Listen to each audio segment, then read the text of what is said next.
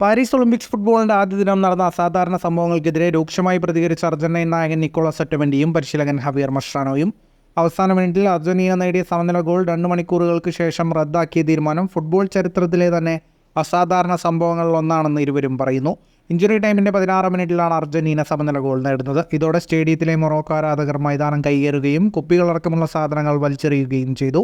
ഇതോടെ മത്സരം നിർത്തിവെച്ചു. 2 മണിക്കൂറിന് ശേഷം മത്സരം പുനരാരംഭിച്ചപ്പോൾ റഫറി ഗോൾ വാർ പരിശോധനയ്ക്ക് വിടുകയായിരുന്നു. വാർ പരിശോധനയിൽ ഗോൾ ഓഫ് സൈഡാണെന്ന് കണ്ടെത്തി. ഇതേക്കുറിച്ച് അർജന്റീൻ നായകൻ നിക്കോളാസ് ഒറ്റമെന്റിയുടെ പ്രതികരണം ഇങ്ങനെയായിരുന്നു: ഇത് ചരിത്രപരമായ നാണക്കേടാണ്. ഇതുപോലെയൊന്ന് ഇതിനു മുൻപൊരിക്കലും സംഭവിച്ചിട്ടില്ല. മൊറോക്കോയ്ക്ക് തുടർന്ന് കളിക്കാൻ ആഗ്രഹമുണ്ടായിരുന്നില്ല. അതുപോലെ തന്നെ ഞങ്ങൾക്കും. ഞങ്ങൾ 1 മണിക്കൂറും 40 മിനിറ്റുമാണ് കാത്തുനിന്നത്. എന്നാൽ ആരും ഒന്നും ഞങ്ങളോട് പറഞ്ഞില്ല. ഒളിമ്പിക്സ് ഗെയിംസ് ഇങ്ങനെയാകുന്നത് വളരെ നിരാശപ്പെടുത്തുന്ന കാര്യമാണെന്ന് ഒറ്റമെന്റി പറഞ്ഞു. എന്താണ് സംഭവിച്ചതെന്ന് ഞങ്ങൾ അറിഞ്ഞില്ല. 1.5 മണിക്കൂറിലധികം ഞങ്ങൾ ലോക്കർ റൂമിലായിരുന്നു.